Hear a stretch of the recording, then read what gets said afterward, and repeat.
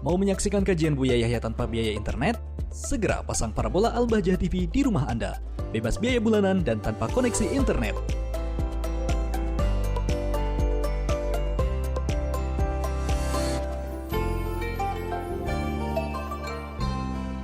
Assalamualaikum Buya. Waalaikumsalam warahmatullahi Saya hamba Allah dari Tangerang ingin bertanya Buya. Ada seorang wali yang bermimpi ketemu Allah Buya. Bahkan sampai 40 kali mimpi seperti itu. Apakah itu bisa dibenarkan Buya? Terima kasih atas jawabannya Buya. Pembahasannya satu-satu. Yang pertama adalah, mungkinkah orang bermimpi ketemu Allah? Kalau melihat Allah di dunia tidak ada. Yang bisa melihat di dunia itu tidak ada kecuali Rasulullah, itu pun khilaf di antara para ulama. Tapi kalau di akhirat, akidah kita ahli sunnati wal jamaati, ahli iman akan melihat Allah di akhirat dengan cara wallahu alam nanti kalau sudah di surga. Karena Allah laisa kamitslihi syai', Allah tidak seperti apapun, tidak bisa diserupakan dengan apapun dan tidak serupa dengan apapun.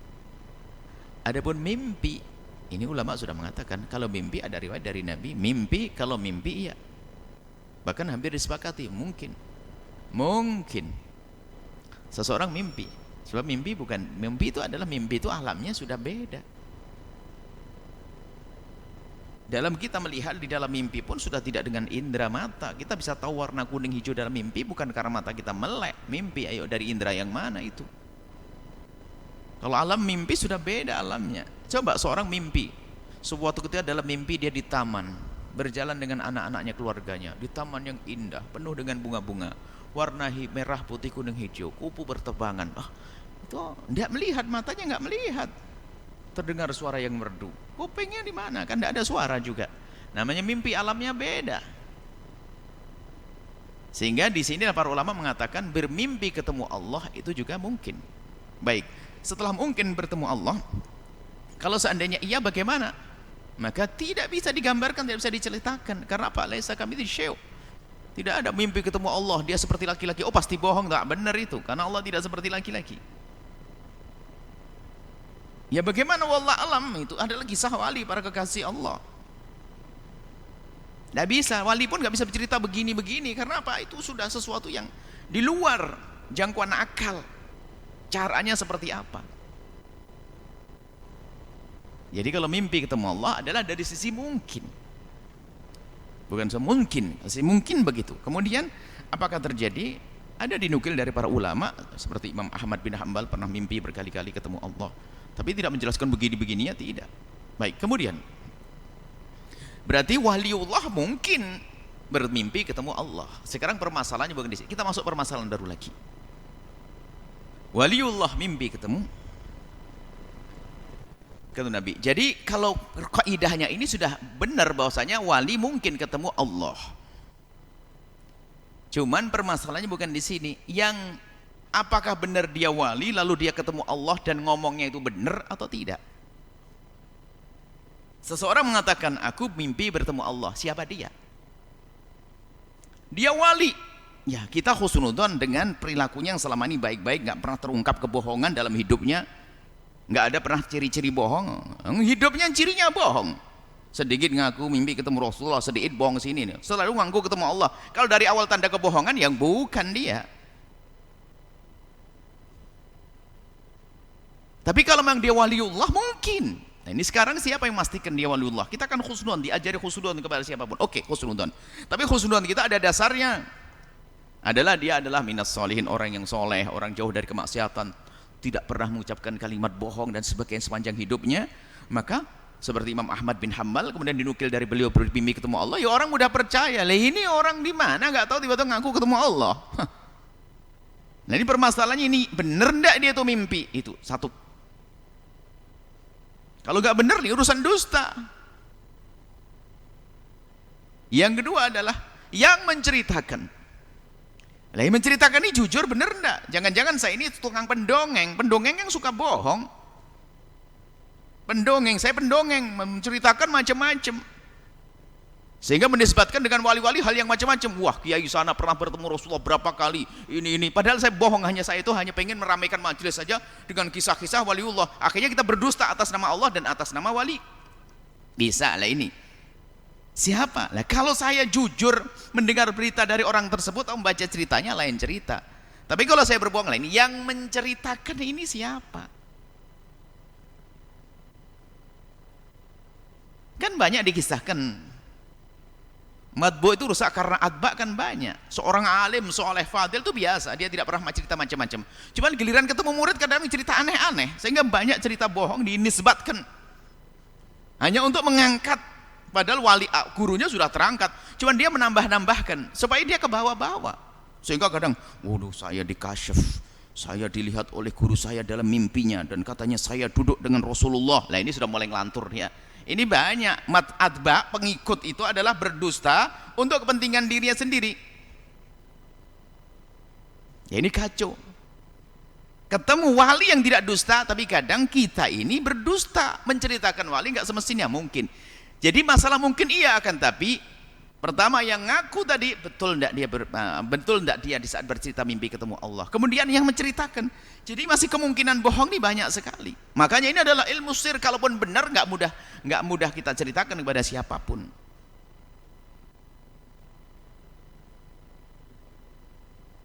Ya, ini martabat, ada yang ngaku dikit-dikit ngaku ketemu Rasulullah. Misalnya, ya memang bisa dan benar. Tapi berbohongnya itu yang membahayakan. Makanya guru mulia Syekh Al-Habib Idrus Ibn Umar Al-Kaf waktu saat ditanya bagaimana kalau ada orang mimpi ketemu Rasulullah, pendahulu kita kalau mimpi ketemu Rasulullah itu adalah sangat rahasia, tidak banyak diceritakan kepada siapapun. Bahkan di pagi harinya dia bangun dan bersedekah dengan separuh hartanya. Kenapa? Terima kasih kepada Allah. Ini main obral sana ini. Wali ngobrol cerita keramatnya. Wah ini bahaya juga yang demikian itu. Tapi kalau ada seorang wali bercerita dalam irama tertentu, irama tarbiyah, itu sah-sah saja, dan kita harus khusnudzon bahasanya ada wali-wali semacam itu seperti Imam Ahmad, dinukil dari Imam Ahmad bin Hambal, kita percaya, tapi caranya nggak tahu seperti apa, wallahualam. Yang jadi masalah kadang pengikut menambah-nambahkan kisah. Nah ini bahaya banget. Al-adba, pengikut ini suka merusak matbu yang diikuti karena itu bualan. Santri berlebihan sehingga sering bercerita tentang kehebatan gurunya yang dibuat-buat. Karena dia dengar ada seorang santri punya guru hebat, dia nggak mau kalah, akhirnya ngarang juga kehebatan gurunya yang dibuat-buat sama dia. Dan ini model dalam dunia wali-wali palsu itu ada muncul begitu nih. Keramat-keramat palsu ini dibuat oleh murid-murid berdusta, dan kiainya pun adalah tidak pernah terima. Bahkan suatu ketika ada orang menisbatkan gurunya mimpi ketemu Rasulullah, dan gurunya masih ada mengingkari, ada yang semacam itu. Artinya apa? Ini adalah wilayah-wilayah yang khusus. Jadi yang perlu dibahas adalah hendaknya bukan hal-hal yang semacam itu. Kita hal bagaimana sudahkah kau baik dengan bapakmu, dengan ibumu, dengan saudaramu. Tapi kalau dalam satu bahasan khusus masalah kayak pertanyaan kita menjawab pertanyaan ya. Kalau tidak ada pertanyaan nggak akan kita bahas yang lebih. Paling hanya masalah mungkin saja selesai. Jadi seperti itu ya, jelas. Jadi mungkin ya mungkin. Akan tapi kebenaran seorang mengaku ini adalah bukan nabi manusia, bisa saja berbohong, apalagi ada tanda kebohongan. Kalau seandainya dia benar mimpi ketemu Allah, tapi ada permasalahan lagi. Yang menceritakan ini benar enggak? Bertemu sekali ngomong 10 kali kan jadi bohong juga kan? Kan permasalahannya bohong. Dia mimpi kayaknya saya mimpi. Dia pakai kayak, didengar oleh murid jadi beneran, bohong juga pada akhirnya. Kuncinya satu. Jika semua hidup kita dengan jujur, apalagi penyampai kebenaran misalnya ya. Makanya kita punya, ingat guru mulia Habib Ali Masyhur, itu abangnya, ayah kakak kanda dari Habib Umar bin Hafid. Kamu jangan mengucapkan sesuatu kecuali kebayang di matamu kalimat tersebut di sebuah kitab, apakah itu hukum atau kisah. Masih ingat betul kami. Jadi waktu ngajar kami, kalau ingin menukil fatwa ulama, harus kebayang takbirnya, kalimatnya di matamu, termasuk membawa kisah-kisah, supaya kita tidak masuk dalam berbohong. Kalau yang bohong pengarang bukunya lain cerita, kita tidak berbohong. Tapi karena, dan itu kelihatannya tepat sekali untuk kami ini yang sering harus menyampaikan pesan-pesan berita. Kadang kita harus menjadi cerita yang indah, tapi asal akhirnya ngarang, berdusta. Nah, kalau sudah bisa berdusta, wah ini bahaya sekali. Dan sifat Nabi yang paling istimewa adalah, diantaranya adalah tidak berdusta. Bagaimana nanti kalau kita punya bekal dusta, naudzubillah. Makanya kita perlu kejujuran. Kalau kita sudah jujur ternyata kita menukil salah, ini babnya beda. Saya tidak sengaja berbohong. Yang repot adalah hanya untuk melancarkan saya untuk menyampaikan pesan lalu saya berdusta, naudzubillah. Kita urusannya dengan Allah. Sehingga kadang dibumbui, mimpi ketemu Rasulullah, mimpi ketemu Allah, mimpi ketemu 25 nabi, mimpi dengan ketemu sunan-sunan lah. Lah kalau benar saja enggak terlalu penting untuk diceritakan. Tapi kalau bohong bagaimana?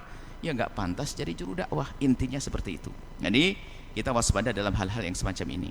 Kalau memang ada ulama yang mengatakan begitu, misalnya saya pernah mimpi ketemu Rasulullah 40 kali, ketemu Allah 40 kali, ya kita husnudzon ini semuanya benar. Kenapa? Kalau dia bohong kan celaka, ya kita husnudzon. Mungkin benar, selesai, tidak usah dibahas, selesai. Oh, mungkin benar kok. Urusan bohong kan dia dengan Allah. Selesai. Kita ngurusi diri sendiri saja. Apalagi itu urusan mimpi, selesai.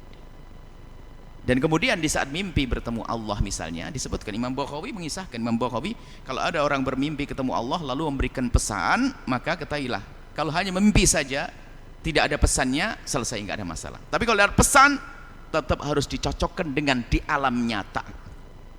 Sama mimpi ketemu Rasulullah, kalau hanya melihat saja Rasulullah dalam mimpinya, selesai, nggak ada masalah. Tapi kalau sudah membawa pesan, nggak mungkin kita dengar pesan dalam mimpi kalau bertentangan dengan pesan di alam zahir. Ini Imam Bukhari menjelaskan masalah mimpi ini.